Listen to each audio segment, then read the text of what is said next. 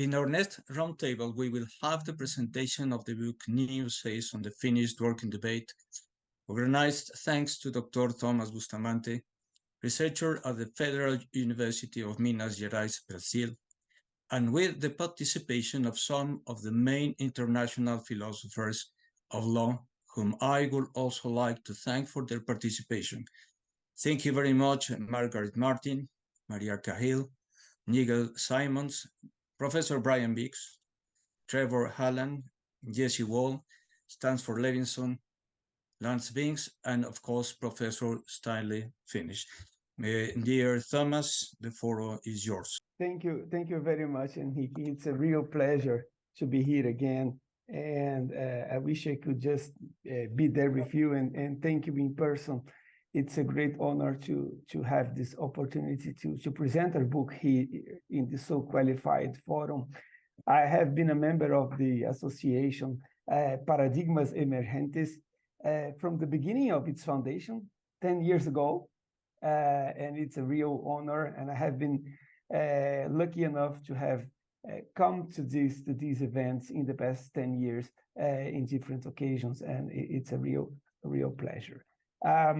And also it's a real pleasure to have had the chance to edit this book with Margaret Martin. I believe Margaret is here, and it's a long time collaborator, and she's one of the persons with whom I can learn the most.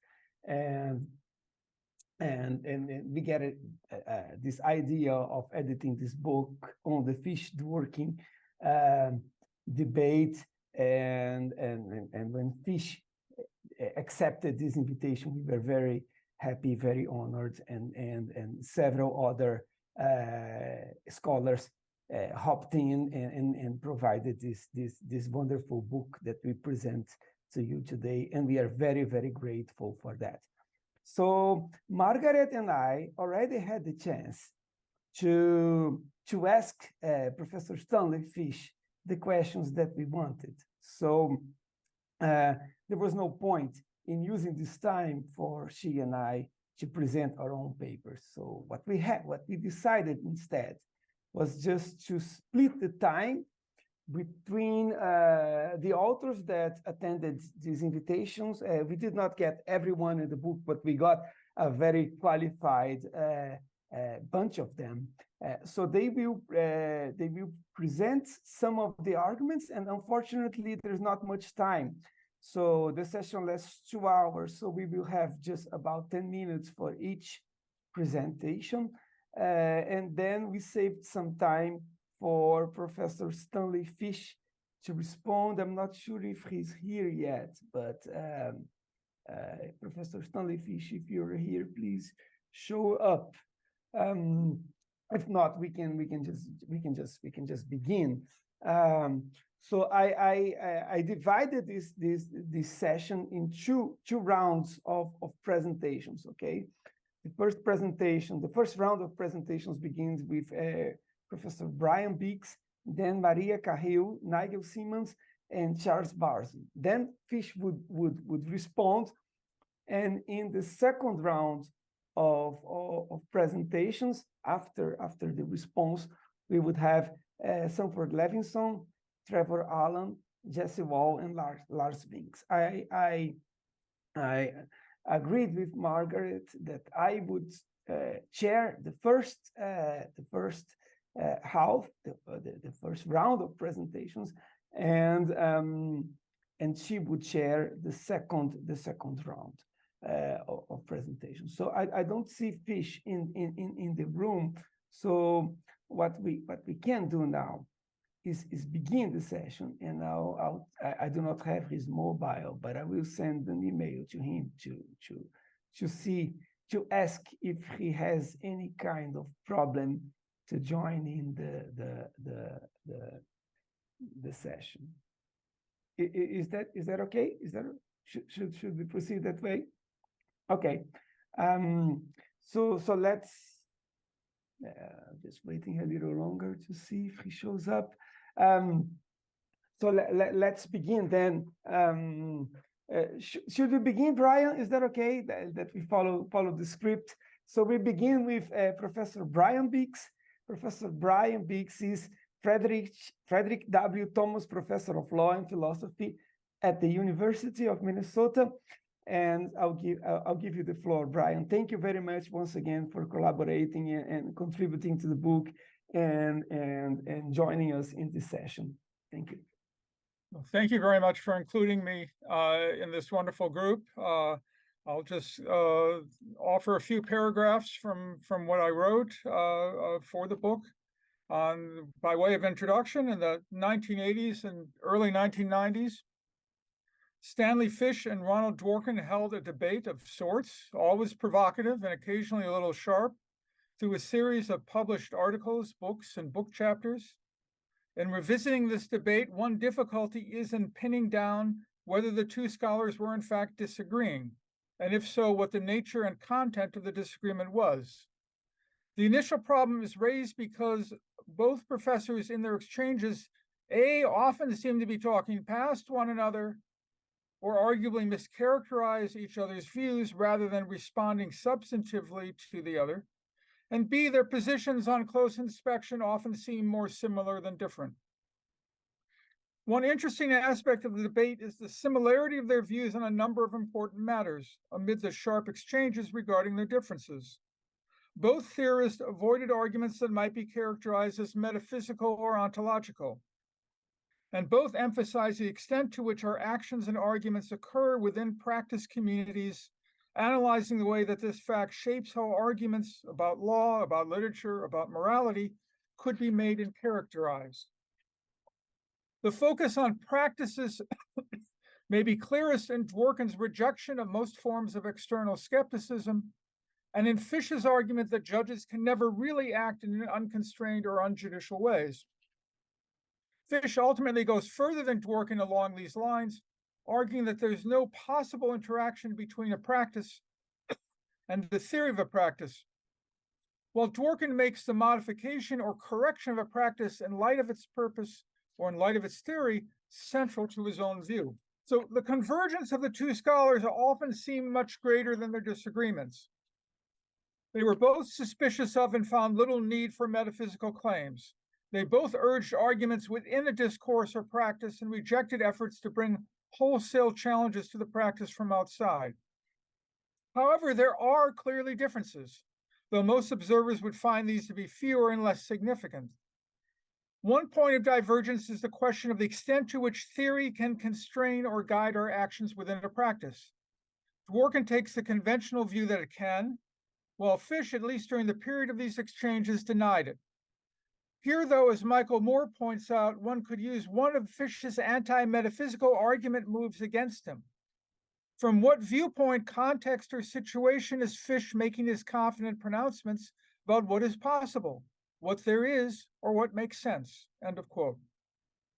Consider also one of the passages where Fish attacks the idea of judges having a personal reason or a deep psychological bias causing them to prefer one side in a dispute or another. Fish writes, quoting Fish, "But think of what he would have to do in order to work such reasons into his decisions. He could not, of course, simply declare them because they are not legal reasons and would be immediately stigmatized as inappropriate.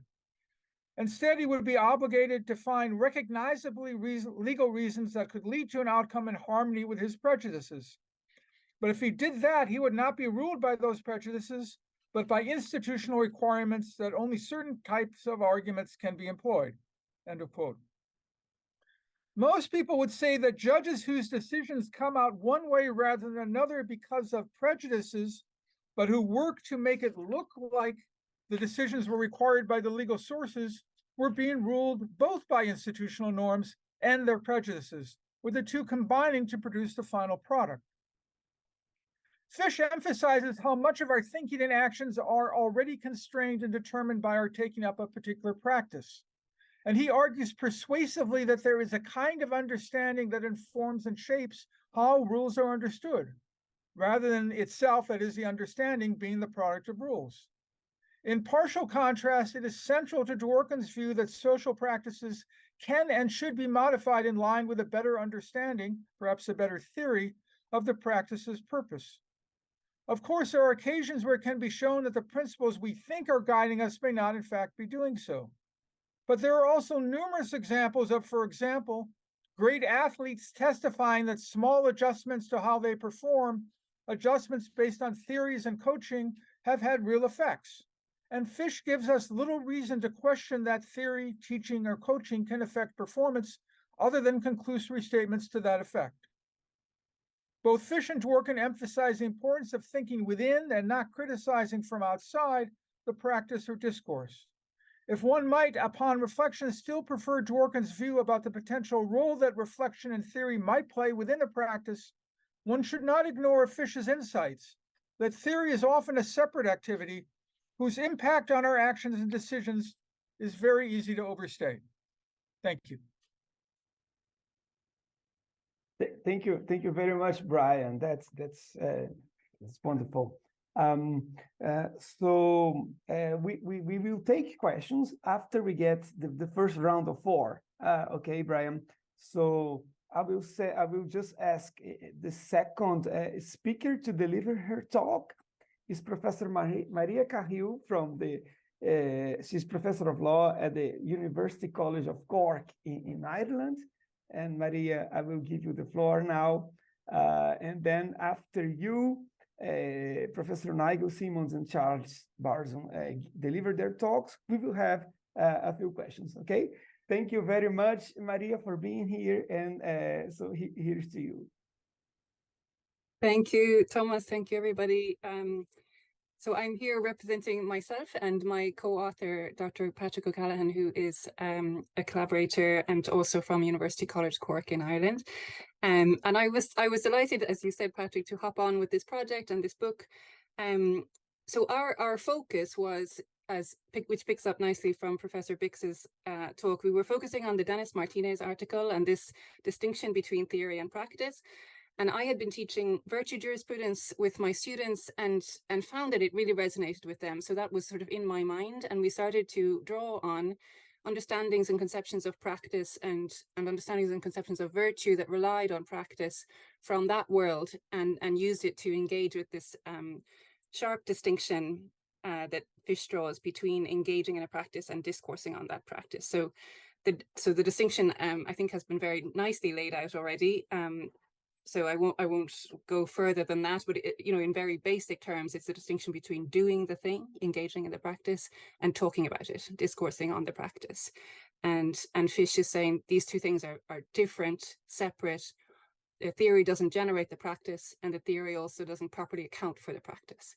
So there's a failure to properly generate the practice from the theory, and there's a failure to properly account for the theory by just talking. He's a bit worried that if we just talk, that we can generate ex post facto rationalizations, that we can present a very highly curated version of events that maybe doesn't correspond truly to what the practice involved. And our instinct, Patrick's and my instinct, was that behind that desire to sharply distinguish these things, that Fish was maybe getting at something which we believe as well, which is that sometimes in our discussions about law and theory and judging, we can overlook how important practice is, that we can sort of think that happens somewhere else. And maybe we don't, maybe in our ivory towers, we don't give it the credit that it deserves. And maybe the instinct that he had in distinguishing is just to reinvigorate and re-enchant our understandings of practice. And at least that's what we wanted to try and do. And as I say, by bringing in some of the concepts that I've been seeing and talking and thinking about from virtue ethics and virtue jurisprudence. So I'm not going to try to map the structure and the arguments of the chapter, but I'm just going to give a couple of ideas coming from virtue ethics and virtue jurisprudence and just put them out there for consideration. They go in the direction that you would expect. So the first few ideas just start to help us to think about doing, involving, reflecting. And the second set think about the idea of doing, involving, explanation. So that it's not so possible to distinguish these things, but that the practice is rich because it incorporates these things. And the practice doesn't have to be demeaned in our eyes because it involves these things. So turning to the first set of ideas, and these are centering, as I say, on the idea that doing involves reflecting and doing involves thinking. McIntyre tells us when he's examining or defining practice that the standards of excellence and the ambition to achieve them involve a kind of commitment to the authority of those standards of excellence, so that I should reflect on my own performance in light of those standards and prefer the standards to my own expectations and attitudes and preferences, because those standards define the practice. And the idea there is we can't separate theory and practice, but practice defines the theory and theory shapes the practice, and that there's really this beautiful mutually reinforcing kind of dynamic between them. So McIntyre, maybe you will have heard it before, but another person that I loved to teach with and love to think about her work is Julia Annis, and she has a book called Intelligent Virtue, and she defines virtue as a persistent, reliable characteristic of a person. But her book tells you that she thinks virtue is always intelligent, that there's no such thing as a mindless routine with virtue, that it's always thinking, it's always reflecting, it's always intelligent. And one of the big distinctions that she makes in her book is between driving a car and playing the piano. And that's her way of explaining the idea that virtue is always intelligent. I don't love the car example because I think it sets a bad tone, and I don't use it with my students. I say instead brushing your teeth. So sometimes it's true that you can brush your teeth in the morning, especially, and after 10 minutes or half an hour, you're not even sure that you've done it because you've done it so mindlessly that it's going to happen and you're not fully conscious, and it's just become this mindless routine. And she says that's okay, but that's not then a virtue. Whereas if a pianist in a concert were to sort of mindlessly go through it all and just play it out without thinking, without intelligently engaging with what she was doing, we would consider that to be deficient. We would consider that to be a failure to properly play the piano. And so she says virtue is like that. Virtue means you're always thinking and engaged and conscious, even if it's at that very high level of mastery where there's a lot you can do that transcends the kind of concentrated micro thinking that you might have to do if you're learning the piano for the first time. But there is a kind of thoughtfulness there. The reflection is embedded in the practice. And then similarly, I won't go into this too much for the sake of time, but Solomon and Maya, so Lawrence Solomon, Amelia and Maya have beautiful theories of judging that are virtue-centered, and they consider judging to be one of those practices that relies on the virtue of the participant. And so it's not in their mind the case that the right answer is out there and a virtuous judge just happens to arrive at it. It's that the virtue constitutes the right answer. And you know, there's a lot to that, and it's different from a lot of the ways that we think about things. And I won't get into all of that now, but it does somehow resonate with the students to some extent. So it's an interesting concept. So all of those ideas go to, again, this point that I'm saying that doing involves reflecting, that practice involves a kind of theory and a kind of reflection. And then the other idea, or the other sort of angle on it all that I wanted to briefly mention is that doing also involves explaining, or being able to give an account for something. So again, Fish had wanted to distinguish these things and said that theory would only ever be an inauthentic explanation of a practice. But Julia Annis, again, the one that I mentioned before, she has a beautiful way of explaining also that virtue always means I have a reason for doing the thing. So in our chapter, I just gave the example of giving someone 100 euros or whatever your currency is that you're using wherever you are. So if I give 100 euros to someone, of itself, that's nothing. It's not necessarily virtuous. I might owe them 500 euros and I'm just giving them 100. They might have a gambling problem. I might be trying to bribe them. They might be sick and they might really need a lot more money than that. So of itself, giving the 100 euros is not virtuous. But when I have a reason, and when I can give an account for why I've given 100 euros, then it can become a virtue. And so taking Julia Annis and taking Mathilde Cohen together, she gives a defense of the reasons and their importance in adjudication based on the idea that the reasons civilize the justice we achieve. You know, the reasons condition and refine and civilize what we're able to do because they help us to look back on our own ideas and make them better as we go forward. So all of that, Mathilde Cohen and Julia Annis together, you know, help us to understand that doing involves a kind of explanation or an ability to give account. In Annis's language, it requires articulacy. So all of that is to say that we do believe that practice is interesting, and practice is maybe more interesting than we've given it credit for. And insofar as Fish is on the same, is trying to get at the same idea, that we're fully behind that. But we do think, and diverge from him slightly insofar as we do think that practice and theory go hand in hand a little bit more than he has said. Well, maybe a lot more than he has said in his way of distinguishing these things so sharply. So that's all for me. Thank you very much, everybody. Thank you very much, Maria. Wonderful. So the next speaker is Professor Nigel Simmonds. Professor Nigel Simmonds is an emeritus professor of jurisprudence in the University of Cambridge and a life fellow of Corpus Christi College. Thank you very much, Professor Simmonds. It's a real pleasure to have you in this session.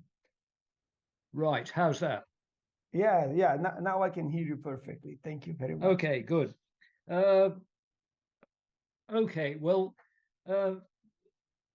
invited to offer an essay on the Fish-Dworkin arguments, I took the rather eccentric view that I wasn't going to write about the Fish-Dworkin arguments. My reason was basically this, that in his interview in our shared volume, Stanley Fish, says that he is a counterpuncher. And one could easily infer from that his arguments are always parasitic on the arguments of the object of his critique. In fact, however, I think there are some highly general philosophical views underlying his work as a whole, or at least his work on law and on jurisprudence as a whole. And those highly general views are worth excavating and examining. And I thought I would do this by having a look at his essay Force, which he published in 1988. I've always found it a rather intriguing essay. He makes some quite puzzling claims in it, but claims which I think are well worth thinking about. His main thesis in his essay on force is that law always has to rely upon the very thing it opposes or seeks to exclude. Now, when we first hear that, we might think he's talking about the well-worn argument that law opposes violence, opposes physical force, and yet it also, in doing so, has to use physical force, has to use violence, and thereby ends up as the kind of perfection or systematization of the use of violence. But in fact, that's not Stanley Fish's argument at all. As under the heading of force, he includes all sorts of other things apart from physical force. He's talking about convictions, he's talking about desires, he's talking about our ideas of rules and standards and norms. All of these things, in his view, are force. Now, of course, having included under the heading of force almost everything which composes the ordinary social life of human beings, it makes it rather easy for him to also claim that law has to rely on force. However, he also creates a difficulty for himself insofar as he has to show that law is somehow committed to excluding or opposing force. So we find ourselves wondering, how could law be excluding or opposing these things like convictions, interests, reasons, rules, and so forth?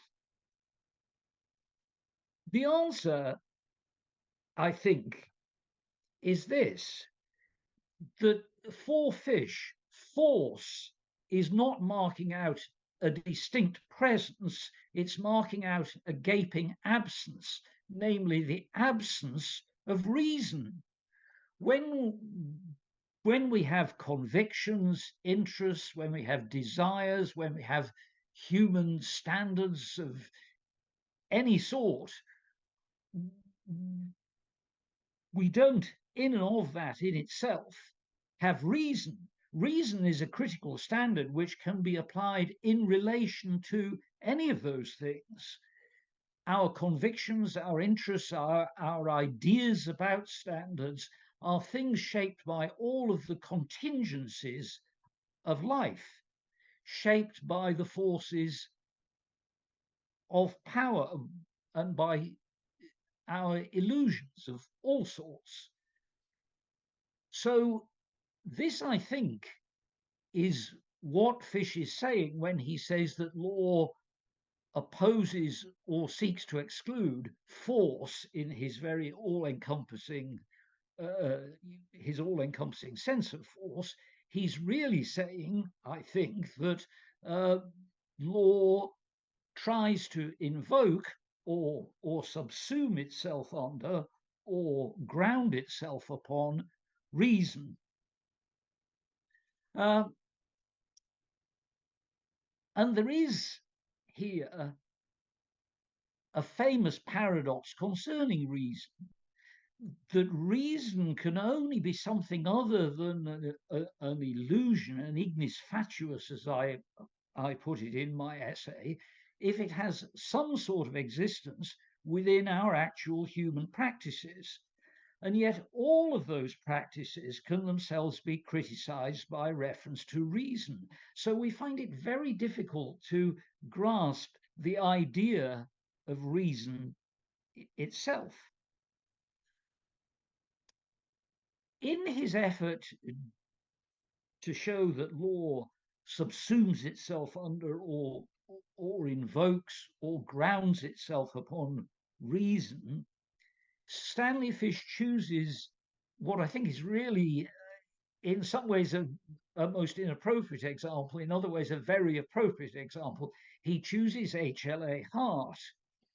And his discussion of Hart is, I think, an extremely eccentric one. I mean, at first, when one reads it, one thinks it's just straightforwardly erroneous. He hasn't really understood Hart. However, even though on some obvious level his account of Hart is a misreading, because I think Hart's core thesis is that law is simply a form in which power can be exercised. Although in some sense his account of Hart is a misreading, it also points to a deeper truth.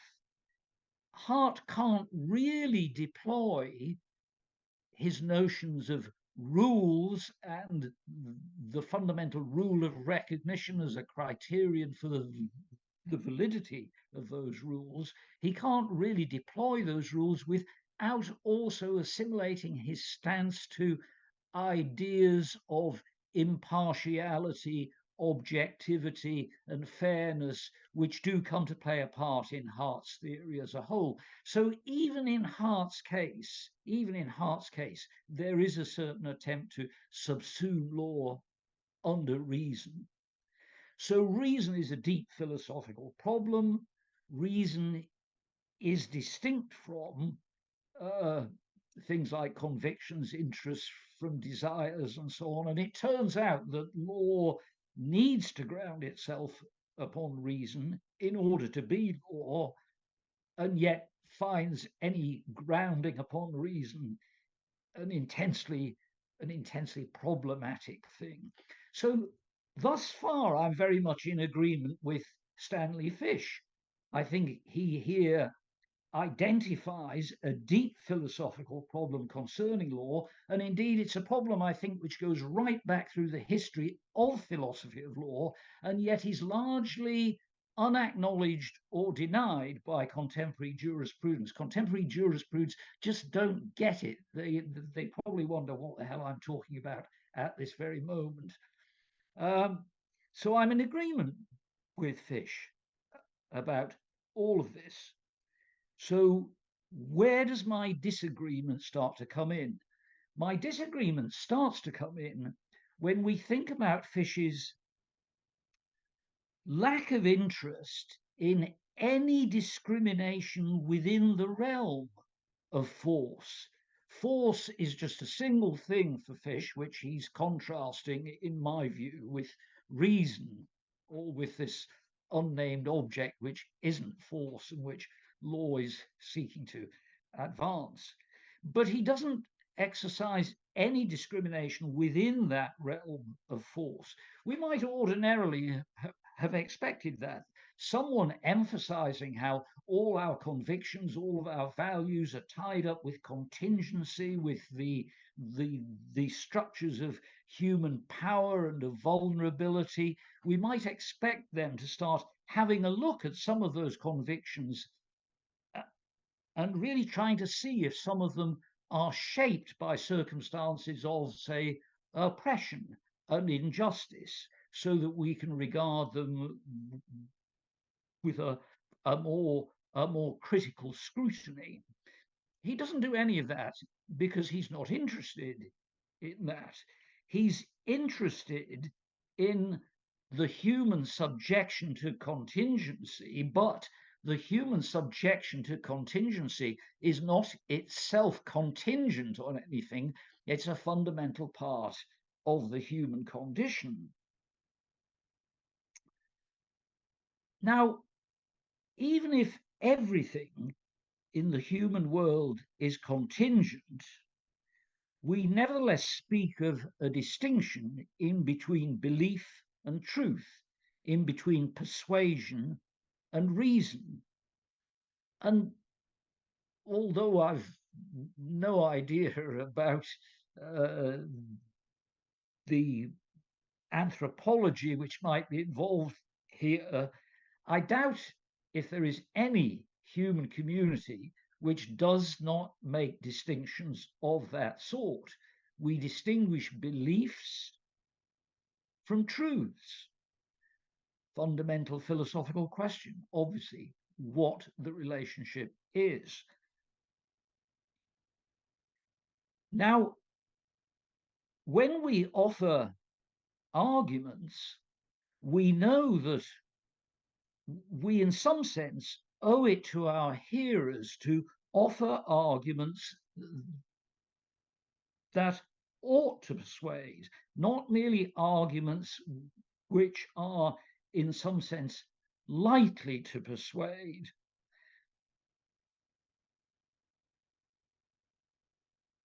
And if we do not do that, we are really exhibiting a lack of respect for our interlocutors. In relation to our own convictions, we know that all of our convictions are fallible. And for that very reason, we know that all of our convictions must be open to critical scrutiny.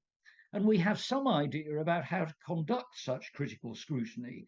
We see how far our convictions can be married up with, can be supported by other convictions that we also hold. Of course, those convictions we may feel are no more firmly grounded than the convictions we have under examination. Yet those further convictions can themselves be examined in exactly the same way. So that reason here is a matter of the mutual supportedness of many diverse considerations, which are not arranged in some sort of hierarchy. They are, in some sense, all on the same level. So these are what we might think of as the practices of reason, the willingness to subject our own convictions to critical scrutiny, the willingness to offer our auditors reasons which we think should persuade them, and not simply reasons which we think will persuade them.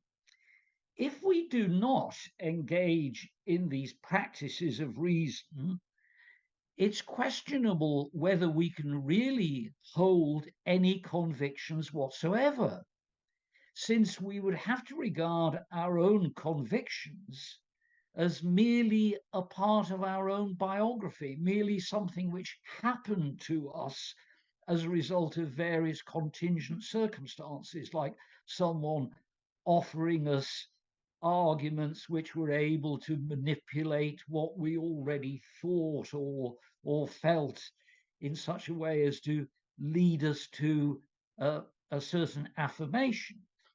However, we couldn't really think of that affirmation as a conviction, precisely because it doesn't really embody our belief in the truth of the affirmation. It's merely a biographical fact about us. So one who rejects the distinction in between reason and persuasiveness, if I can put it like that, one who thinks that everything boils down to force in Fish's sense, and thinks there is no such thing as reason independently of force, such a person cannot hold convictions. And that, of course, is exactly the conclusion reached by the ancient skeptics, who sought to avoid all convictions. So that is a possible response. You could simply try to avoid having any convictions whatsoever. But I don't think it's the correct response. It's not the correct response because it emphasizes the epistemic and moral responsibility of the agent, while ignoring the very basis for that epistemic and moral responsibility. What I mean is this: Simmonds, the ancient skeptic thought that one should avoid any conviction because there aren't any certainties. We can never really know. There are no really certain or reliable arguments which can support any of those convictions.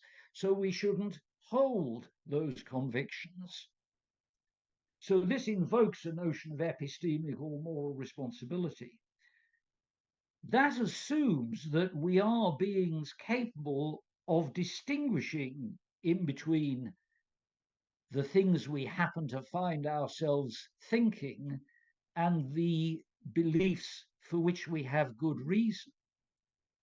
It assumes that whilst undercutting its basis, because we can only be those epistemically and morally responsible agents in a community of mutual recognition in between epistemically and morally responsible agents.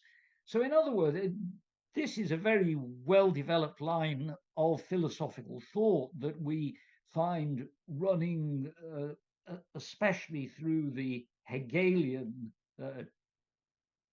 tradition. We find it in Rousseau, we find it in Hegel, and we find it in a number of contemporary philosophers, Strawson, Stephen Darwell, and a multitude of others, that one can have this kind of epistemic responsibility only in a community of mutual recognition, where each of us is recognized by others as an epistemically responsible agent. Now, what embodies that recognition is precisely the practice's reason. I'm sorry, I'm going on too long. Okay, sorry, just 1 minute. Perhaps we can have a few more minutes in the discussion time, since Professor Fish is not here, so we can end. Well, I'd reached the end of what I have to say anyway. I hope it wasn't too obscure. Not at all. In fact, if you read my own chapter in the book, I got a sentence saying that this is one of the most beautiful comments I have ever read about fish. I noticed that. I was very grateful to you, Thomas. Okay. Thank you very much, Professor Charles Barzun. Professor Charles Barzun is Horace W. Goldsmith Professor of Law at the University of Virginia. Thank you very much, Charles. You're very welcome, and please begin yourself. Thank you. I think it's going to mute me again, but it kept on saying that I wasn't allowed to unmute myself. Anyway, there's not much time, but that's okay. I actually don't have. I wasn't going to, in a way, add much.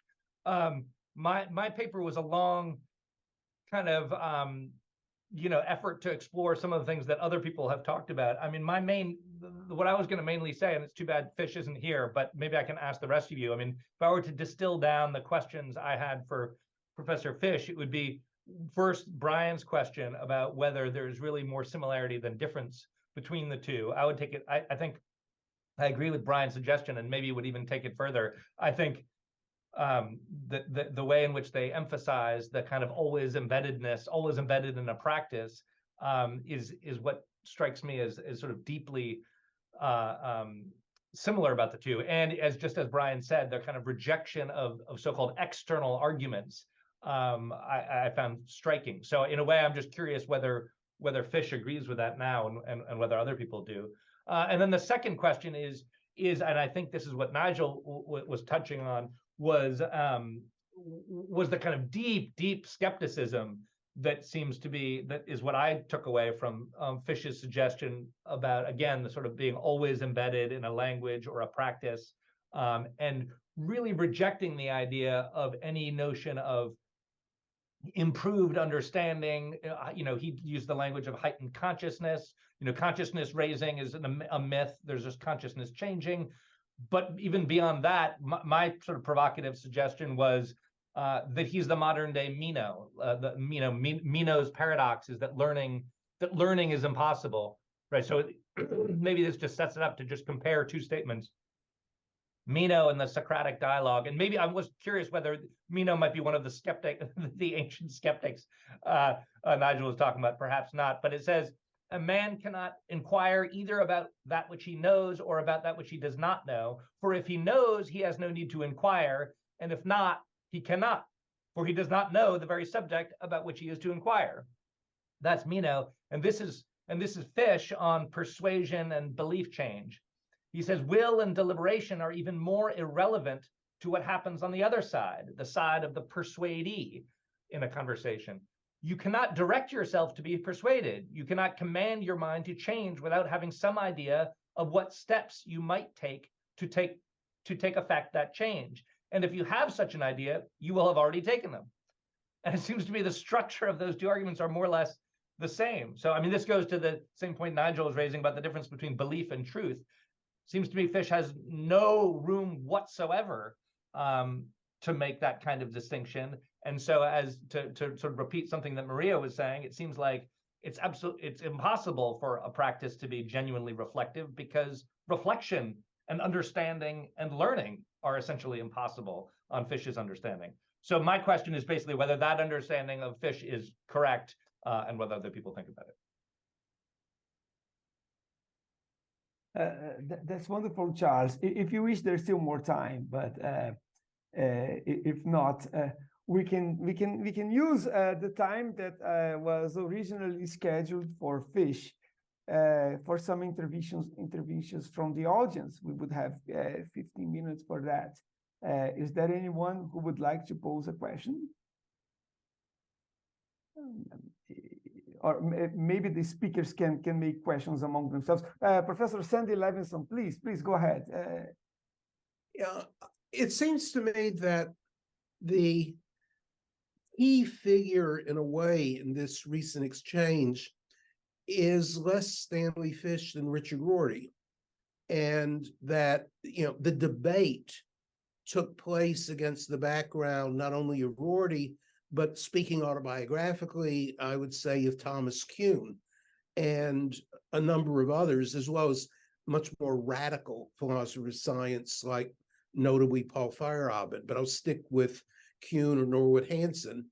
And certainly, I say probably the most quoted passage from Rorty is that there is nothing interesting to say about truth. by which he meant, I think, not to adopt radical relativism, but simply to say that all one can do is present one's arguments. And you don't get any added strength by concluding your arguments by saying, and by the way, everything I've said is true. And I must say that struck me as quite persuasive when I read Rorty. And the part of the takeaway that I think what linked Fish and his notion of interpretive communities and Thomas Kuhn and his sociology of scientific development, and he certainly didn't deny that there was scientific development, is that it depended on communal structures, and people were less convinced by new argument than displaced because they died or just gave up, and kind of, in Kuhn's language, new paradigms took over. But it seems to me that is part of how at least I perceived those arguments 40 years ago. And Fish seemed thoroughly sociological in a way that these other writers were. And I don't think there was a sociological bone in Ronald Dworkin's body. Even if he talked about practices, his central character was this radically isolated individual named Hercules, who was part of no existing ascertainable community, but was somehow or other supposed to come up with a uniquely right answer. And simply the way I'm describing it indicates my view then and my view now that I learned more from Fish than from Dworkin. But this is at least the way I framed that debate. I don't think that Fish opposes, the very idea of truth. I think he says there's nothing interesting you can say about it. And what I found especially relevant in the interview you have with Fish at the end of the book is that phenomenologically, he ends up being very, very close to Dworkin. To come back to Brian's comment, he says, when I interpret Paradise Lost, I am making what I believe to be the very best arguments as to what the poem really means. And here are my reasons. I don't think he's anti-reason, and he believes they're the best argument. He's not a con man when he writes about Milton. He is bringing forth the result of his very scholarly and erudite research, but he doesn't conclude it by saying, and besides, everything I've said is true. Or he doesn't even say that, or it goes without saying, I believe this is the best answer. Maybe his Hercules means the best answer, but he doesn't have any metaphysics that would make that statement of any great interest. It's just what a scholar does. Make the best arguments and see what response you get. Thank you very much. Charles, please go ahead. No, you're muted again, Charles. Please try to. Yeah, Charles, could you please try to unmute yourself first? We have the same problem. Okay. Back. Yeah, sorry. For some reason, I can't do it. I have to respond to the computer anyway. So I just wanted to, I think that's really interesting what you're saying, Sandy. But I guess, to reiterate Brian's point, that seems to be equally true of both of them, that they are not interested in truth, right? Dworkin makes exactly the same argument about, adding nothing further to say that something is true. But in a way, my frustration with both of them is that what you said, your description of Paradise Lost is right. But what seems to be what Fish seems to leave no room for is the idea that he could get better, right? That his understanding of Paradise Lost could get deeper from further reading or from discussion with another expert. All he says is, "Oh, just my reasons have changed." Right? It's just change. It's just belief change. And you can't go any change from, a position of maybe uncertainty, of epistemic humility. I'm not sure about that. To know now I see further reasons I am more certain. He thinks you're just changing belief. Your belief is that you are mixed on it, and then it goes to a different belief. But it seems to me there's a kind of flatness and lack of any depth in understanding. But to me that's true of both Fish and Dworkin. So anyway. Thank you very much. We still have 4 minutes left in this first round of questions.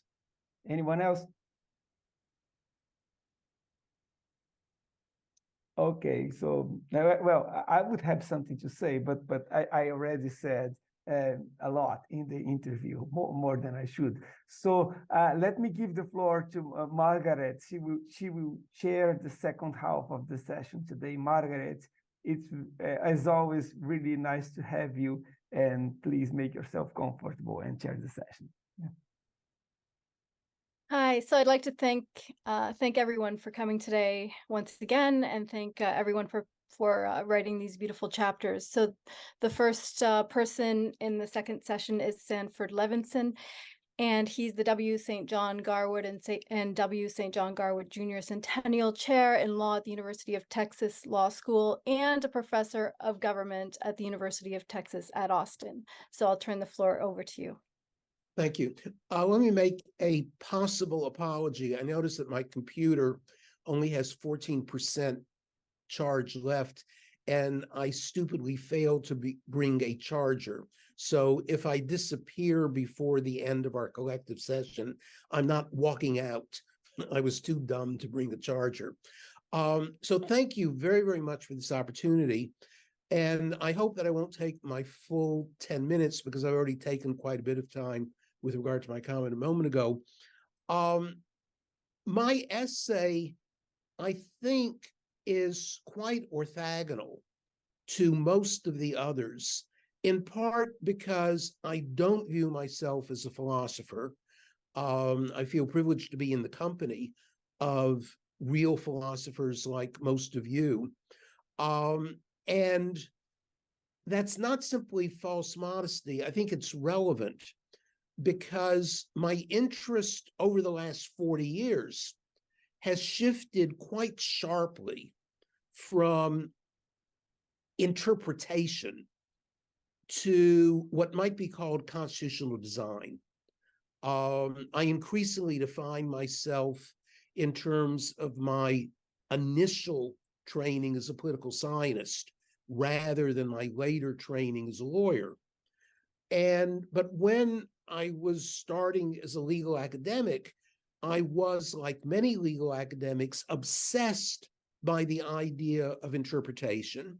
How do we give meaning to the more indeterminate features of the Constitution, like the Equal Protection Clause, due process, etc.? And that's how I got into Dworkin and Fish and John Ely and many other people who wrote about this, and wrote some stuff myself about this. But I have ended up distinguishing very, very sharply between those parts of the Constitution that law professors obsess about, to wit, those parts of the Constitution that are litigated, particularly litigated in the Supreme Court, and those parts of the Constitution that are never litigated because they appear obvious. I don't want to use the word self-evident, but they certainly do appear so obvious in their meaning that there's no debate about interpretation. The best examples, of course, are two, as in both Wyoming and California get 2 senators in the Senate. I don't think that a serious argument can be made that that's open to controversy. I think it's a disastrous feature of the United States Constitution. I think it's one of the parts of the Constitution that make it a really bad Constitution that's very, very much in need of reform. But I don't look for reform to come from Herculean arguments to judges. And of course, Dworkin was interested only and exclusively in arguments to judges, and then how judges respond to those arguments. But actually, so at the end of the day, is that true of Fish? And so in reviewing some of that debate, I still define myself much more in the party of Fish than the party of Dworkin, though I also agree with Brian that sometimes it's harder than I thought 40 years ago to tell them apart. But my real response is that neither of them has anything particularly to say about the wisdom of a constitution, what needs amendment or reform if you were advising a country or a state on a new constitution, what would you want to put in? I don't think it's a criticism of Fish at all that he doesn't have anything interesting to say about that. His primary job at that point was as an English professor. Why would you expect him to be interested in structural problems of constitutional design, which would be my main interest today? I'm more censorious of Dworkin simply because Dworkin always viewed himself as a jurisprudent, as a law professor, but the only part of law he was interested in is what I have come to call the constitution of conversation, or statutes of conversation. That is, those parts of the legal system that lend themselves to litigation and often acrimonious argument.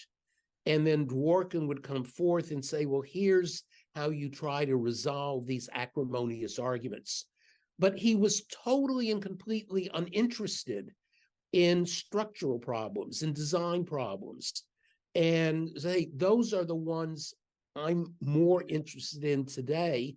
Quite frankly, I'm not sure that any lawyers have much of interest to say about issues of constitutional design, because at least in the United States, we or they aren't trained to think that way. We're trained exclusively to think about what is litigated primarily before the United States Supreme Court. That's not uninteresting. I don't mean to say that, but I do mean to say that it's a very limited part of what the United States Constitution actually does.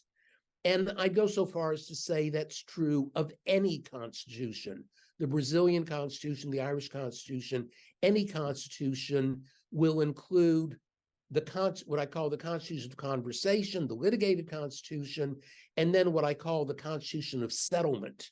And by settlement here, I simply mean that part of the Constitution that appears so obvious that you're not really going to litigate it because you're going to be laughed out of court. Now, I am not presenting a linguistic theory or metaphysical theory saying that two has an ontological reality that equal protection doesn't have. What I am saying is that pragmatically, the interpretive community that all of us live within is quite confident that we know what two means pragmatically. And if you walk in and say, well, let's talk about what base system you work, or let's talk about what if the Constitution is written in code so that for two you should read 12, those are possible arguments around a very, very high theory seminar table, but they're not possible arguments within the practicing interpretive community of people who actually wrestle with the Constitution, and not only the meaning of the Constitution, but the wisdom of constitutional provisions and whether we're well served by it. So, as I say, what I found most interesting in returning to these debates, which I once was passionately interested in and even a little bit involved in, they don't have much purchase on me anymore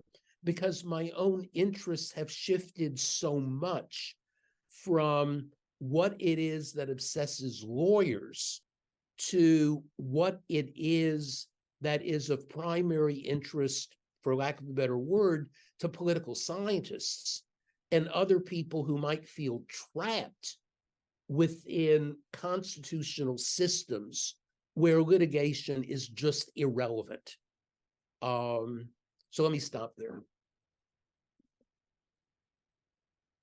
Thank you so much. We'll have questions at the end of the session. So our next speaker is Trevor Allan, Professor Emeritus of Jurisprudence and Public Law at the University of Cambridge, Fellow of Pembroke College, Cambridge, and Fellow of the British Academy. Thank you for coming, Trevor. It's wonderful to be here. Thank you very much, Margaret. What I try to do in my chapter is to make sense of Dworkin's vision of law as an interpretation of legal practice. And Dworkin says that we have to understand legal practice as being sensitive to justice or morality. Genuine law imposing genuine obligations has to be morally justified. It can't just be the systematic enforcement of the superior will. But Dworkin's theory, at least as it appears in Law's Empire, seems to me to occupy a rather unstable position between a standard legal positivist account on the one side and a more robust natural law stance on the other. There are just so many tensions and contradictions that it seems to me are left unresolved. Now, Dworkin says when law satisfies the requirements of integrity, it will extend the relevant principles of justice and fairness to everyone. That's what integrity involves. So all legal rules will be interpreted in the light of the basic ideal of equal concern and respect. And he tells us that we should understand the idea of political obligation as associative. It arises in virtue of membership of a genuine community, and that's one that satisfies this basic demand that all should be treated with equal concern and respect. Now, it must follow, it seems to me, that rules or purported rules that violate that standard, for example, rules discriminating between people on morally irrelevant and impermissible grounds, must be invalid. Even if they carried the mark of formal validity, they must be substantively invalid, or at least they have to be interpreted, so far as possible, consistently with the principles of justice that underpin integrity, that give the legal order its moral unity. So how then, as Dworkin maintains, could there be valid legal rules that are nonetheless too unjust to obey? How could a judge be obligated to enforce iniquitous rules, creating a conflict between his duty to apply the law on the one side and his moral duty to resist injustice on the other? I don't see how that really makes sense. There can't be iniquitous rules, I want to say, because integrity denies them legal validity. Now, Dworkin distinguishes between the grounds of law and the force of law. So rules may satisfy the criteria of validity, he says, without being morally binding. Even if the law in general satisfies integrity, nonetheless, it may throw up iniquitous requirements in particular cases. Dworkin says the underlying ideal of equality might be misguided or deficient. But again, that makes no sense to me. It's hard to see how a defective version of equality could support integrity. Surely it would undermine the legitimacy of the legal order right from the start.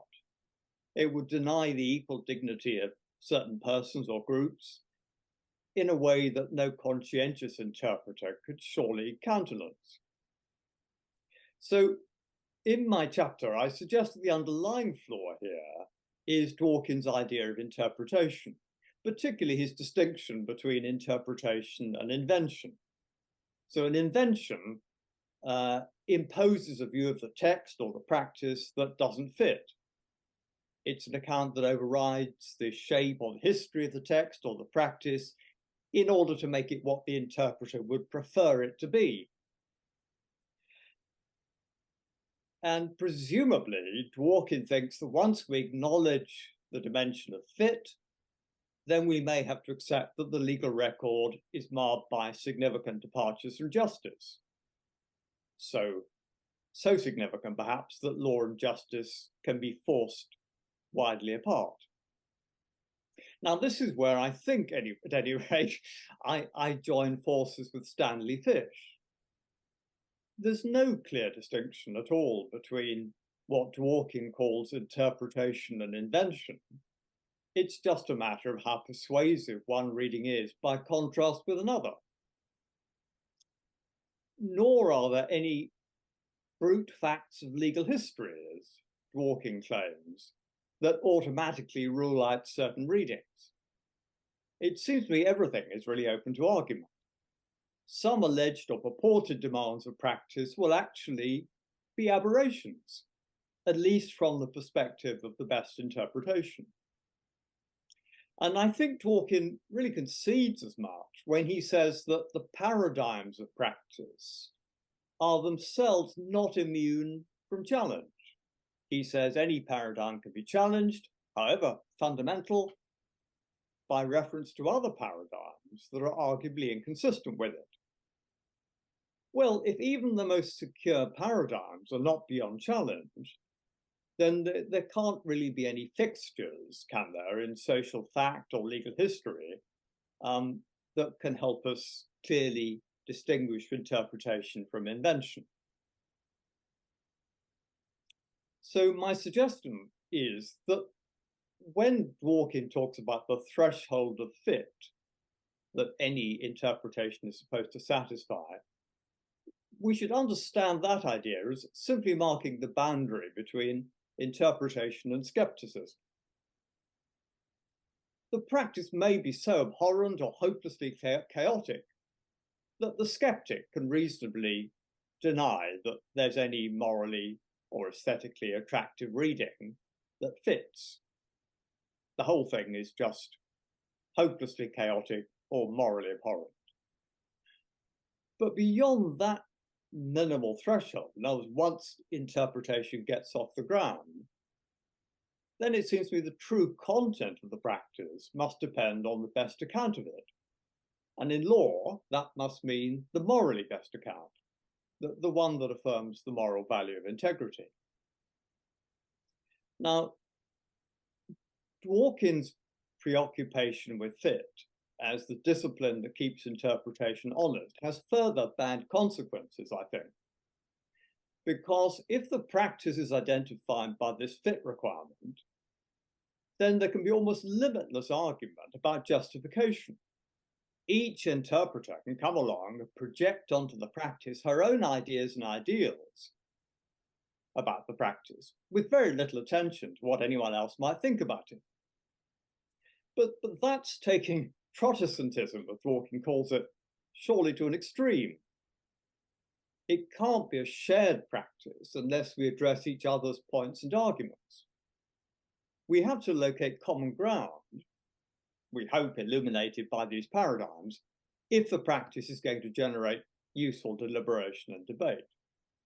And as already been said this evening, Hercules is much too aloof from the practice. I mean, he notices, as Dworkin presents Hercules in Law's Empire, he notices the results of all these judicial decisions, and then he offers us, his own theory of civil liability, and he takes account of the results, but he doesn't take much interest in the reasons. He doesn't bother to read or worry about what other judges have said in these earlier cases, because he's got his own theory, which accounts for at least most of the outcomes of the cases.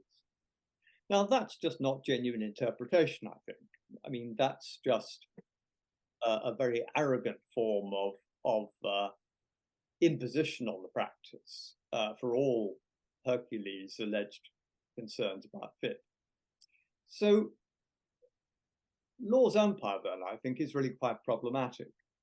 But I suggest in my chapter that Dworkin's earlier and later work is a bit more promising, because I think we should embrace a vision of law, as Stanley Fish puts it, as a continuing narrative about the requirements of justice.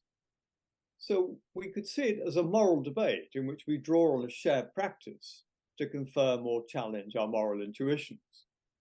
And common law precedents seem to me to play that kind of role. They have a presumptive authority, but we have to make sense of them as illustrations of principle. Otherwise, we reconsider them and decide that some of them are mistaken.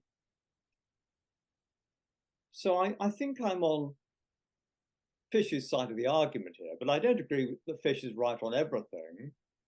I don't think we should dismiss legal doctrine as mere rhetoric, as he's inclined to do. I think Dworkin was right to see law as a form of moral deliberation in which we argue over the best understanding of our shared practice. So I do think the legal argument is necessarily moral argument, drawing on the principles that can justify the exercise of state coercion. But I think we can treat the law as a set of institutional arrangements in which that moral debate and deliberation can take place. It gives us a structure or a process within which we can try to resolve our differences. In arguing through and within the practice, we can seek common ground, demanding justification for the exercise of state power in recognizable terms, invoking general principles and precedents that we're all familiar with and can be expected to understand and in many ways agree about. So I think Dworkin's holism in general seems to me to be correct. I argue the truth of a legal proposition depends on its coherence with the law viewed as a whole, or at least with the relevant branch of the law viewed as a whole. And injustice, I think, is largely a matter of internal incoherence. We impugn specific rules and rulings, or alleged rules and rulings, by reference to familiar legal principles. We argue that they're not consistent with the broad structure of the law as we interpret it. I don't see, and here, this is where I think the idea of arguing internally in an interpretive way comes in. I don't think we can appeal to justice beyond the law.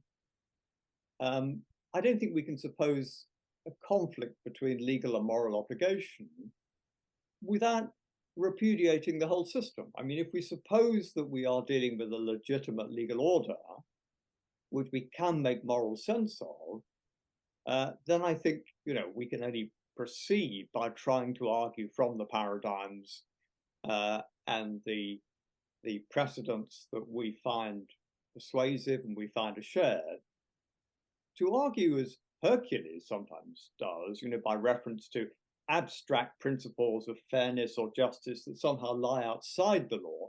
That just seems to me to be quite unfair and unreasonable. That just seems to me to be sidestepping the practice because it doesn't give you the answer you want. So to interpret rules and requirements, legal rules and requirements, I think is precisely to understand them as integral parts of a legitimate whole. And if, insofar as that proves impossible, we just can't find a moral justification for particular demands, then the consequence is that those rules and requirements are not law. In those cases, all we can see is the threat of illegitimate force, which I think we're entitled to resist as part of our commitment to the rule of law. Thank you. Trevor, I'll just intervene for a moment. Thank you. That's a perfect representation of your chapter. And I noticed that Stanley Fish has arrived. Thank you for joining us today. I think you're muted, Dr. Fish. So we have... I was told that the meeting started at 4 in one email. There is I think a time change. And it was my fault, Margaret. The email was about a month ago. The problem is that last week they changed the time in Mexico City, and we were just probably he did not get the next email. Sorry about that, Professor Fish. Yeah. We have 2 more speakers, and then we'll hand the floor over to Professor Fish, and we'll ask a few more questions from the earlier session, I'm sure. You mean you'll hand it over to the ignorant Professor Fish, who will be speaking about presentations he did not hear? Well, all right. Yes, but the presentations have followed the book, and I assume you've memorized the book. Twice. Okay, so our third speaker in the session is Jesse Wall. He's an associate professor at the Faculty of Law at the University of Auckland, and his co-author is also here, Nicole Rogan, and she's an associate professor at the Faculty of Law at the University of Auckland as well. But it's Jesse that will give the presentation today. Thank you. Thank you, Margaret, and thank you, Thomas, for the opportunity to speak today and to contribute to this wonderful collection. When Nicole and I mentioned to another colleague that we were writing on the Fish-Dworkin debate, he said the first thing you need to do was build a time machine to travel back to the 1990s so that people will be interested in it. And I do feel this collection is a very helpful retort to that comment. It's been wonderful to hear everyone's presentations and to read their work contained within the collection. Professor Nicole Rowan and I wrote a paper called Interpreting Community, where we were trying to understand what it might mean to perform a role within an interpretive community. Because of all the differences, one point of common interest between Fish and Dworkin is they both sought to characterize legal practice as being both communal and interpretive. But they had different and competing understandings of the agents and the structure of either the interpretive communities for Fish or what Dworkin referred to as the communities of principle engaged in constructive interpretation. Specifically, we sought to focus on the relationship between 3 main but moving parts: the relationship between collective reflective agency, interpretation, and third, the coercive aspects of legal practice. Because they arrange these moving parts in very different ways. For Fish, the activity of interpretation is a form of force or coercion, and this means or prevents the agents from reflecting upon their own practice. And in contrast, Dworkin, arranging these 3 ideas in a different way, argued that the activity of interpretation requires reflective agency, so as to justify law's coercion. And so on one hand, Dworkin challenged Fish's critical assumption that an interpretive practice cannot be self-conscious and reflective. In our paper, Interpreting Community, we explore a claim that both accounts are flat or provide a flat structure of an interpretive community, but in different ways. That they both reductively characterize the relationship between agency and interpretation and coercion by flattening the structure of the interpretive practice, for Fish leaving a practice that is flat and unreflective, but for Dworkin leaving a practice that is flat and under-differentiated. So in the time that remains, I'll just try to give you the broad contours of both those critical arguments. As we've touched upon by various speakers and chapters before, the notion of the interpretive community, for anyone engaged in interpretive exercise is going to be both enabling and constraining. For those who share interpretive strategies for not just reading text, but for constituting their properties, that will enable those interpreters to share a range of interpretive strategies and construct and reconstruct the abstract shape of particular decisions and statutes. But critically, according to Stanley Fish, this also constrains or precludes. It precludes upon reflection upon that practice or some kind of theoretical perspective on that practice, as others have explained so far and touched upon in their presentations. It's not surprising that this squares with Dworkin's call for a degree of reflective, introspective, and argumentative tone around the character of legal practice, especially when the character of legal practice has coercive elements. That if law is a coercive practice that calls for justification, according to Dworkin, Stanley Fish would reject the possibility of the agent engaged in that activity being able to reflect upon or justify that practice. In the paper, we explore two similar ways in which Fish accounts for force or coercion within a legal system. The first is his paper entitled Force, that Nigel Simmonds has already touched upon in an expert deconstruction of it, where force is given more than one meaning, where there is both rhetorical force and physical force within the practice. And Fish attempts to create a type of feedback loop, where if law is going to be a constraint on force, the law is itself forceful, therefore it's not just the wall, but the gate itself. And this is possible by understanding force in a particular broad way, as Simmonds has already touched upon. That for Fish, rhetoric is by definition the forceful presentation of interested argument. And in that way, rhetoric is just another way of force. The second way in which Fish may seek to sideline the need for introspective or reflection upon law's coercive components is to suggest that whatever justifications that an agent might want to provide is just idle rhetoric. He believes this because no practitioner can bridge the gap between theory or practice, or more specifically, the gap between judging and reflection. And as we've already touched upon, Fish gives reasons of why this gap exists between a reflective practice and a theoretical one. In the paper, we explore the idea that this type of criticism would work against most philosophers of law, except Dworkin himself had his own particular methodological approach to the relationship between theory and practice, when what he accounts for as theory does construct a type of second order or meta discourse, but one that is not different in substance from ordinary practice. So we note in the paper that if we were to take Dworkin on his own methodology, the idea of reflection or critical agency is non-theoretical in the sense that it does not have a different substance than the substance of ordinary practice. And so it may not be merely arrived at an impasse to suggest that the difference between theory and practice is a detached one, where no one can reflectively consider their role in a coercive practice, such as the application of law.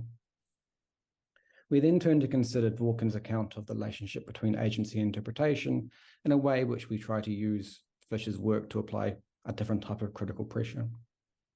As I suggested before, the claim here is that Dworkin's account of interpretation in the interpretive community, or the community of principle as he refers to it, amounts to a flat and undifferentiated one. The reason why it's undifferentiated is because, to start with, his interpretive community or community of principle is a broad one that's understood to include all those who are subject to the law and all other political acts of the polity. Moreover, it is a community of principle that stands to express standards of integrity, or the values of integrity. And Dworkin understands that these obligations result from those standards, so is interpreted as associative obligations owed between members in virtue of their membership. But crucially, within this community of principle, this requires the individual to reflect upon the community's past political acts and to see how they can be carried forwards in its participants' own behavior. The implication of the account of the community of principle is that any individual role is largely undifferentiated.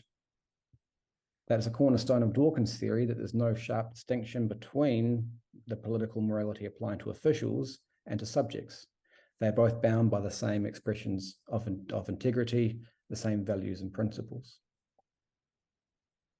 And so the political pressure we apply on Dworkin in light of the constraining feature of interpretive practices that Fish provides is that the individual is merely individualized and undifferentiated under Dworkin's theory. And this is a point that was raised by Gerald Postema in his early reply to Law's Empire, that while Dworkin regards the activity of practice as public and collective, he seems to regard the enterprise of understanding the activity as private and individual. This is the Protestant role of interpretation, and this ignores the interactive public character of practical reasoning demanded by integrity. So the critique we offer of Dworkin and as a counter-Protestant interpretation is not merely that it is an activity engaged by individuals, but it has no regard to structure, that there needs to be some kind of hierarchy or relationship between the various roles that officials play within an interpretive community if we're going to understand the role of interpreting within a community.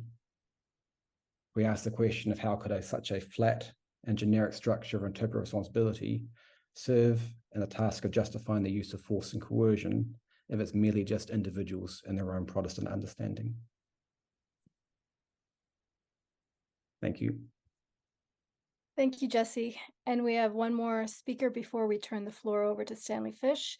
So I'd like to introduce you to Lars Vinx, Associate Professor in the Faculty of Law at the University of Cambridge and a Fellow at Hughes Hall. Thank you, Lars, in advance. Yes, thank you very much, Margaret. So I'm very grateful to have had the opportunity to participate here and to contribute a chapter to this volume. So my chapter is about the problem of moral integrity, and what it tries to do is to take up a suggestion that is made in one of Stanley Fish's critiques of Ronald Dworkin and to develop it into a critique of the way in which Dworkin tries to address the problem of wicked law. So in one of his critiques of Dworkin, Stanley Fish points out that it doesn't seem to make any sense to use the ideal of integrity as a standard of excellence or as a normative ideal, because from an interpretivist point of view, we must take the view that wherever there is a practice, a legal practice in this case, that rewards an interpretive attitude, that practice must have integrity. There must be rules that determine how interpretation is to take place.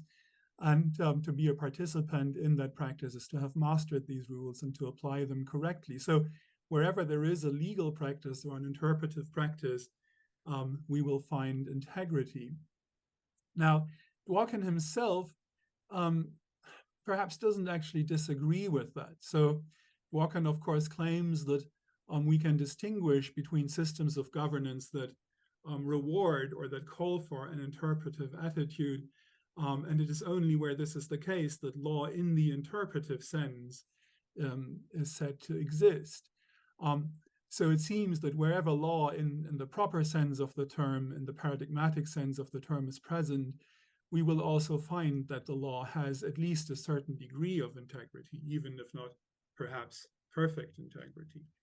Now, if this assumption is made, then we can add a second premise here, namely that for Dworkin, integrity, of course, entails moral justification. So Dworkin thinks that if we are faced with an interpretive practice that calls for an interpretive attitude that has integrity, then we can attribute a purpose to that practice and see it implemented in that practice that is morally valuable. So if we take these two claims together, that every legal practice has integrity and that integrity entails justification, then we can conclude that every legal practice is morally justified. Perhaps not necessarily in the case that its laws will always be conclusively binding, but in the sense that they're at least presumptively obligatory.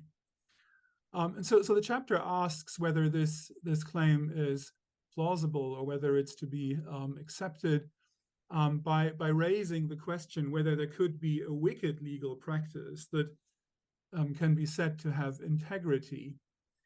And the suggestion that I make is that at least some aspects of the legal practice of Nazi Germany perhaps can be said to have had integrity, or to have been an interpretive practice that resembles the sort of practice that Dworkin talks about when he develops his ideal of law as integrity. Now, of course, should there be a possibility for there to be a wicked legal practice that has integrity, then a problem arises for Dworkin. Of course, we would not want to say that Nazi legal practice was morally justified. So it seems that I either have to claim to respond to this observation that Nazi law didn't have any integrity and therefore wasn't justified, or I have to concede that Nazi law had integrity, but then I have to make the admission that integrity doesn't always entail moral justification, that there could be a legal system that has integrity, but that is not morally justified. And I don't think that the first of these two responses is terribly plausible. So the claim that Nazi law had no integrity. So if one looks at how Nazi legal practice, especially in the field of private law, I guess, worked, then one can see that Nazi judges weren't conventionalists or pragmatists, but that they used interpretive techniques of the sort that Dworkin associates with law's integrity. So they interpreted statutory rules in line with underlying principles, though, of course, principles that were committed to what we would rightly think of as an evil ideology or an evil morality. It's wrong, as Radbruch suggested after the Second World War, that Nazi legal officials just blindly followed evil statutes.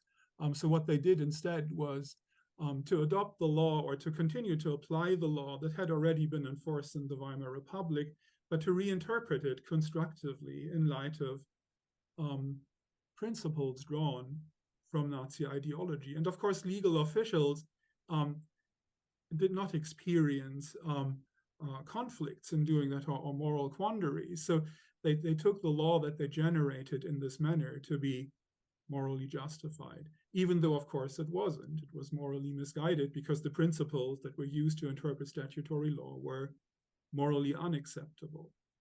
Now, one could, of course, take a different view of this first response here and just adopt a moralized understanding of integrity. So one that denies that Nazi law had integrity because it was not committed to the values of equal concern and respect that form the normative core of Dworkin's conception of integrity. But it seems to me that in that sense, or if we adopt that moralized understanding of integrity, then the talk about integrity doesn't really add anything to a traditional lex in justa thesis or the Radbruch formula. And interpretivism really just reiterates in a slightly oblique manner the claim that laws that are deeply unacceptable from a moral point of view cannot be valid.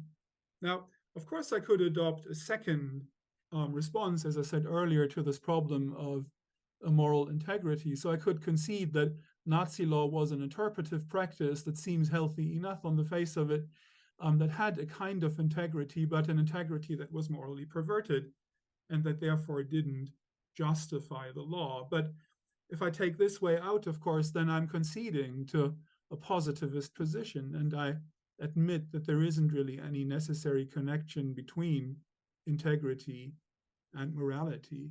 So it seems that in the end, Dworkin's attempts to apply the idea of integrity, or his interpretive conception of the law, to understanding the problem of wicked law, will either make interpretive theory collapse into a hermeneutically embroidered form of positivism, or it will just turn into a very conventional form of natural law. So the promise that Dworkin seems to make in Lost Empire, at least, that the interpretive approach will lead to a more nuanced account of wicked law than you can get from these other legal theories, positivism, old school natural law, seems to remain unfulfilled.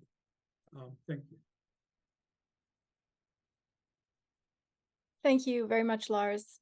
And I know, Professor Fish, you did only hear the tail end of the presentations, but please respond and we'll ask some of the questions from the earlier presentations once again. And some of the presenters simply asked questions. So we can. Well, I'll rely on you for that. Thank you very much. Thank you again for setting this up. I apologize for not being attentive enough to email so that I'm at least 1 hour late. And I wish that weren't so. I'm also grateful, Margaret, to you and Thomas for having put this volume together in the first place. It's as if in some form I had gotten a new lease on life when I least expected it, because the idea that Jesse Wall, I think, referred to, that reading about this debate would be like going back in a time capsule, seems to me to have some point to it. So it's very nice to have this volume. And after having said those nice things, let me begin again by engaging in notes more recognizably Fishian. First of all, I want everyone to realize and to acknowledge and to sign on and to swear on the fact that I own the notion of interpretive community. I invented it. Unfortunately, I could not copyright it, but I invented it in 1975 in an article on interpreting the Variorum, which is about the Variorum edition of the works of Milton. I just say that to lay down a claim and hope that it is self-enforcing, which it probably is not. Now, even in the short time that I've been able to be with you, I've heard things that I think I would like to respond to, and I wish my response could be more coherent and linear than it will probably turn out to be, but let me nevertheless give it a try. Those of you who read the interview that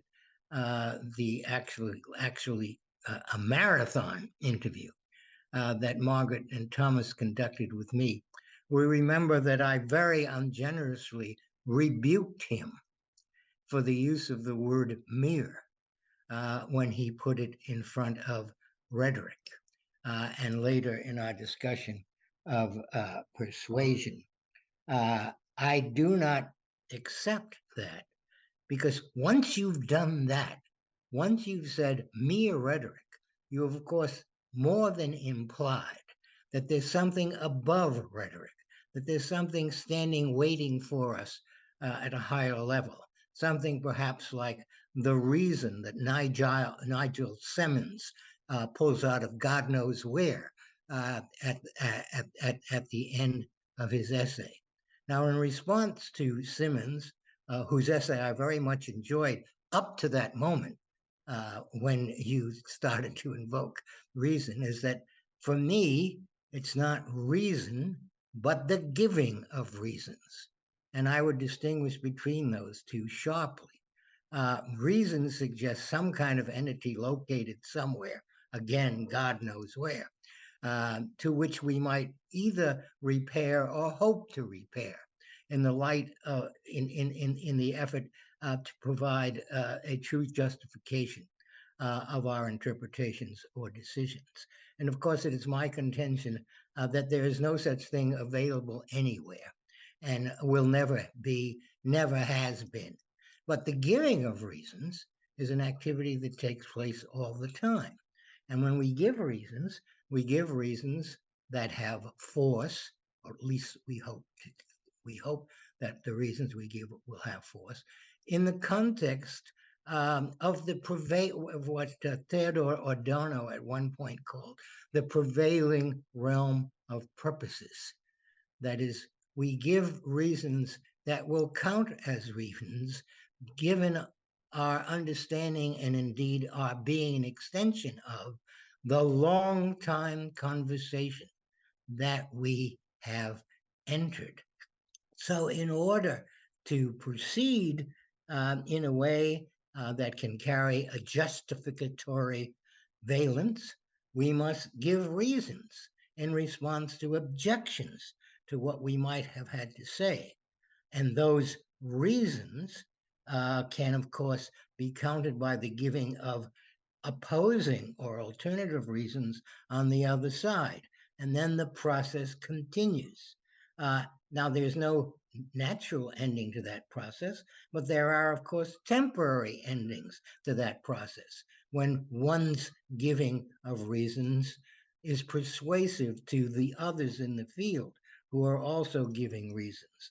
And someone says, ah, yes, I see that the reasons you give do have the force that you claim for them. That, of course, is always a temporary victory, which can always be renegotiated by someone who comes up and denies the force of the reasons that you might give. Now, my objection to reason with a capital R, or even with a small r, as opposed to giving reasons, is also the same as my objection to rhetoric as opposed to mere rhetoric. It's the same thing, as I hope that you'll see. That for me, rhetoric is not a term that supposedly invokes, rather speaks to some sense of surface or superficiality or ephemerality or anything like that. Rhetoric just names the condition in which we all are in the various disciplines in which we participate. We are making judgments, whether they're judgments about the correctness of a poem or the soundness of a legal, of the correctness of a reading of a poem or the soundness of a legal decision. We are given reasons, and the reasons that we give have no anchor except in the extent to which they seem to hang together and to provide not only a support for, but an undergirding of the particular narrative or position that we are presenting.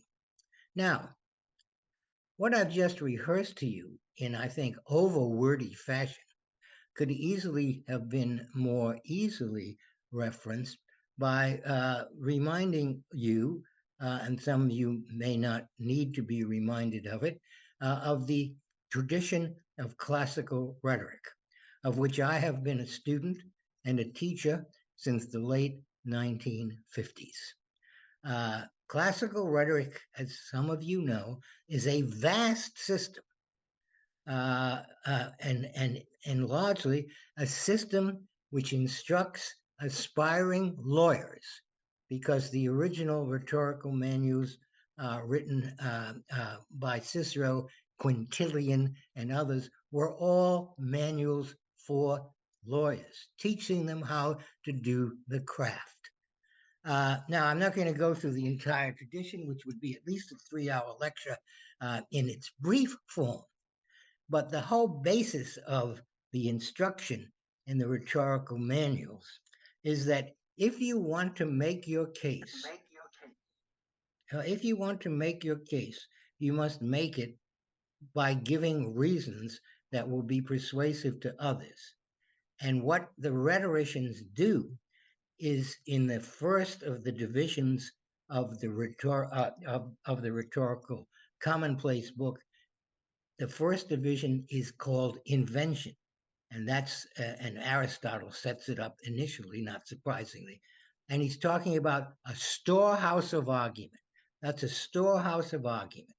And it's all the arguments that you could possibly have reference, that you could possibly invoke in the effort to make the case for your client. As Cicero puts it, first argue that your client didn't do it, then argue that it wasn't a crime, then argue that it was a crime, but that it was beneficial to the common good, and therefore everyone would have wanted him to commit it. Or if that doesn't work, finally, says Cicero, argue that he comes from a good family.